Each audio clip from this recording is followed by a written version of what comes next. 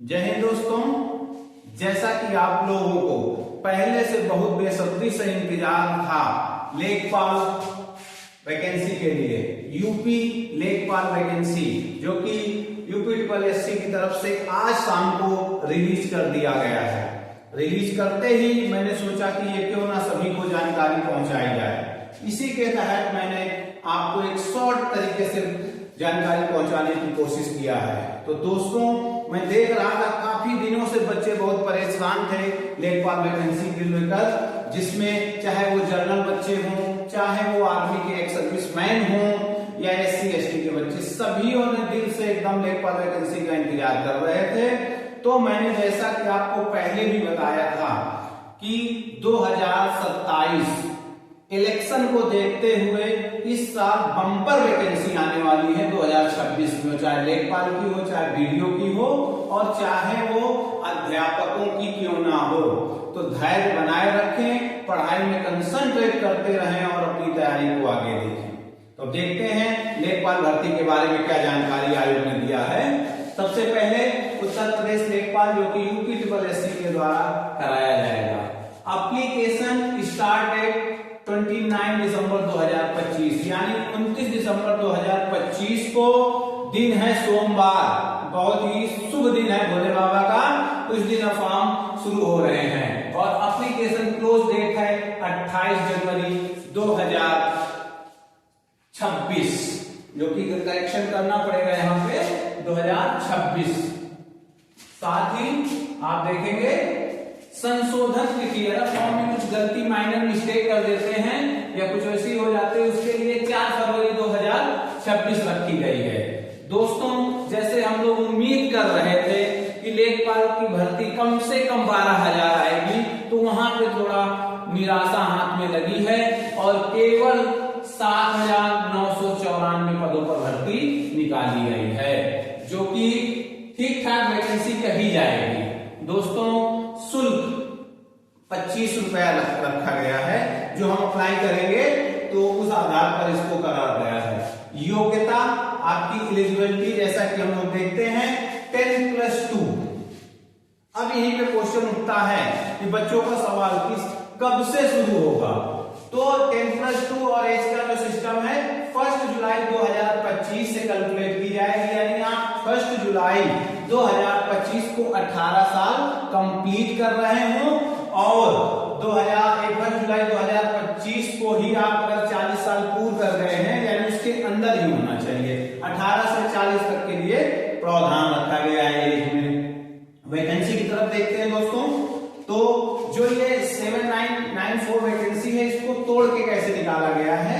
General की है 4165, उसके बाद SC है 1446 1446 4165 जनरल की, ST 150, OBC 1441, EWS 792 और टोटल वैकेंसी को हम कैलकुलेट करते हैं तो 7994 वैकेंसी बनती है।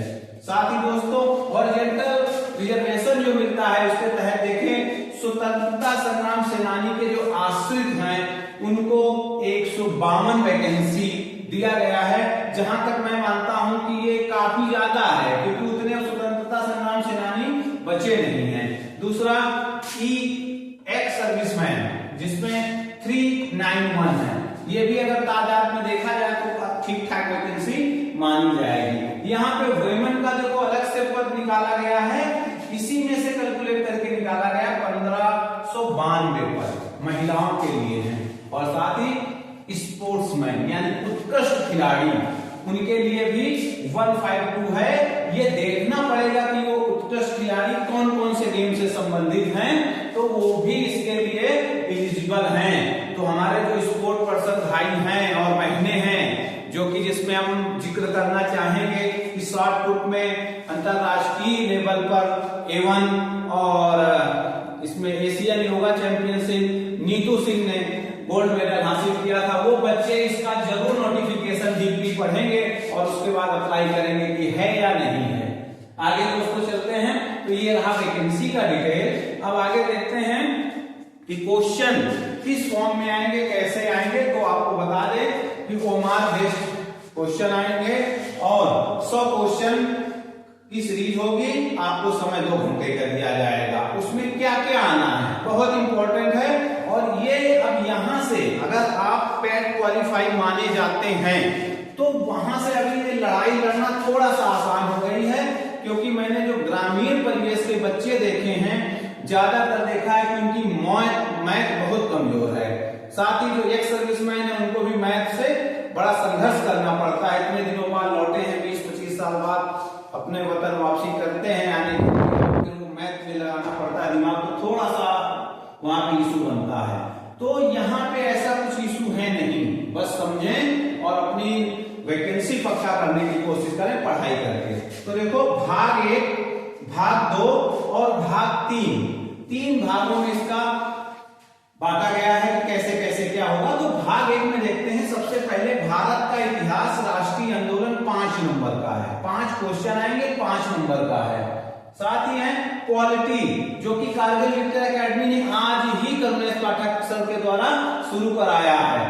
तो अंतर्यामी तो नहीं है, पर इतनी जागरूकता हम लोग रखते हैं कि अब क्या क्या होने वाला है। तो पॉलिटी में भी 5 क्वेश्चन है और 5 अंकों का रखा गया है। साथ ही देखते हैं वर्ल्ड या इंडियन जियोग्राफी, भारत का भूगोल या विश्व का भूगोल, उसमें भी 5 क्वेश्चन है और 5 ही नंबर हैं। आगे देखते हैं भारतीय अर्थव्यवस्था एवं सामाजिक विकास, सोशल डेवलपमेंट से संबंधित है। तो इसमें सारा कुछ आपका मनरेगा वगैरह से संबंधित ये सारी कुछ चीजें पूछी जाएंगी। ये 5 क्वेश्चन है 5 नंबर का। आगे देखते हैं राष्ट्रीय एवं अंतरराष्ट्रीय महत्व की समसामयिक घटना, यानी कंटेम्परेरी हिस्ट्री के बारे में यहाँ पूछा जा सकता है कि अगर इंडिया में इस समय क्या हो रहा था तो उस समय इटली में या तुर्की में क्या हो रहा था। तो उसके लिए अभी 5 क्वेश्चन 5 नंबर। ग्राम समाज, ये थोड़ा सा हमें चौंकाने वाला यहाँ पे लगा कि ग्राम समाज की नौकरी है और ग्राम समाज के केवल 5 क्वेश्चन और 5 अंकों में समेट दिया गया है। ये थोड़ा सा अटपटा सा लग रहा है। एक्चुअल में ग्राम समाज के कम से कम 20 से 25 क्वेश्चन यहाँ पे आयोग को करना चाहिए था, पर कोई बात नहीं, जो कर दिया उसी पे आगे बढ़ते हैं। विज्ञान एवं प्रौद्योगिकी, यानी 5 नंबर, 5 क्वेश्चन 5 नंबर। उसके बाद अगला है, देखते हैं विज्ञान एवं प्रौद्योगिकी में भी सेम कहानी है। अब देखते हैं पर्यावरण, यानी इकोसिस्टम और आपदा प्रबंधन। ठीक है, इसके 10 क्वेश्चन रखे गए हैं और 10 नंबर के रखे गए हैं। अब आपदा प्रबंधन में क्या आ सकता है, जैसे किसान खेतों में काम करता है, अचानक बिजली गिर गई या सांप ने काट लिया, ऐसे इस टाइप के क्वेश्चनों को यहाँ पे रखा जाएगा। साथ ही दोस्तों अगला है डाटा इंटरप्रिटेशन, जो कि 10 नंबर है और 10 ही क्वेश्चन है, जो कि ट्रिपल सी जो बच्चे कर लेते हैं उनको ये सारी कुछ जानकारी, बेसिक जानकारी हो जाती है। अब आगे है आपका सामान्य हिंदी, 10 क्वेश्चन 10 नंबर, बड़ी आसानी से लाए जा सकते हैं, इसमें कोई आपको ज्यादा मेहनत की जरूरत नहीं है। साथ ही अब देखते हैं कंप्यूटर एवं सूचना प्रौद्योगिकी एवं नवाचार, और इस तरह से कंप्यूटर के जो जनरेशन है उनके बारे में क्वेश्चन बनते हैं। तो इसको 15 क्वेश्चन है और 15 नंबर के हैं। साथ ही दोस्तों 20 नंबर की यूपी स्पेशल पूछा गया है, ये भी बहुत ही अच्छा है, क्योंकि उत्तर प्रदेश में रहना है। अगर आपकी पोस्टिंग सोनभद्र हो गई तो आपको कम से कम ये तो पता होना चाहिए कि कितने प्रदेशों से घिरा हुआ है सोनभद्र, है ना। यूपी की जमीन जाके नाप दो छत्तीसगढ़ में, तो इसलिए इसकी थोड़ी सी जानकारी दोस्तों आपको होना चाहिए। तो इस वाले में यूपी स्पेशल में 20 नंबर, कुल प्रश्नों की संख्या 100, मार्क 100। ठीक है दोस्तों, 2 घंटे का आपको समय दिया जाएगा, जो कि हमारे हिसाब से बहुत ज्यादा है, 1 घंटा भी पर्याप्त था। साथ ही निगेटिव मार्किंग रखी गई है 1/4 की। तो इस तरह से आपका ये जो नोटिफिकेशन आया उसके जरिए मैंने आपको जल्दी से जल्दी सूचना आप तक पहुंचाया है। दोस्तों अब आपके लिए बहुत ही सीधा संदेश, आपने यहाँ पे देखा जो शुल्क है 25 रुपए है। तो दोस्तों इसमें क्या किया जाएगा, ये जो कटअप है ये फॉर्म भरने के बाद निकालते हैं। तो दोस्तों कोई बच्चा 50 नंबर लेके आगे घूम रहा होगा, कोई 40 लेके घूम रहा होगा, कोई 20 भी लेके घूम रहा होगा, इस तरह से नंबर लेके घूम रहा होगा। और यूट्यूब पे तो परसेंटाइल बता रहा है, कोई 90 परसेंटाइल बता रहा है। तो दोस्तों इन चक्करों में ना पड़ते हुए अगर आपने यूपी ट्रिपल एससी एग्जाम पेट पास किया है तो आप लोग कृपया इस फॉर्म को जरूर भरें। कटअप में आ जाते हैं तो बहुत अच्छा है, नहीं आते तो और अच्छा है। ठीक है, आगे उत्तर प्रदेश पुलिस लगा हुआ है और किसी तरह से कई एग्जाम लगे, बोल रहे हैं धैर्य नहीं छोड़ना, पढ़ाई जारी रखना। इस तरह से ये सारा कुछ सिस्टम आपका चलता रहेगा। और एक्स सर्विसमैन को बता दें कि पिछले बार 0.75 पे कटअप आपकी गई थी, ध्यान रखें 0.75 पे आपकी कटअप गई थी। तो इस बार कितनी जा सकती है? 15 नंबर, 5 मार्क्स, 15 मार्क्स। तो कृपया ज्यादा परेशान ना हो और आज शाम से ही जब से आप ये नोटिफिकेशन देखें कृपया पढ़ाई में लग जाएं। इसी के तहत कारगिल विक्टर एकेडमी ने ऑलरेडी पॉलिटी का लेसन आज से ही शुरू कर दिया है। ऑफलाइन क्लासेस पूरी तरह से मैनेज की जा रही हैं। तो आप लोगों से अनुरोध है कि अगर आप लोगों को समझ में आए कि यहाँ पे पढ़ाई का क्या सिस्टम है तो कृपया ज्वाइन करें। अदरवाइज कहीं से भी पढ़ें, आप आगे बढ़ें, यही हमारा आपके लिए शुभ संदेश है। जय हिंद।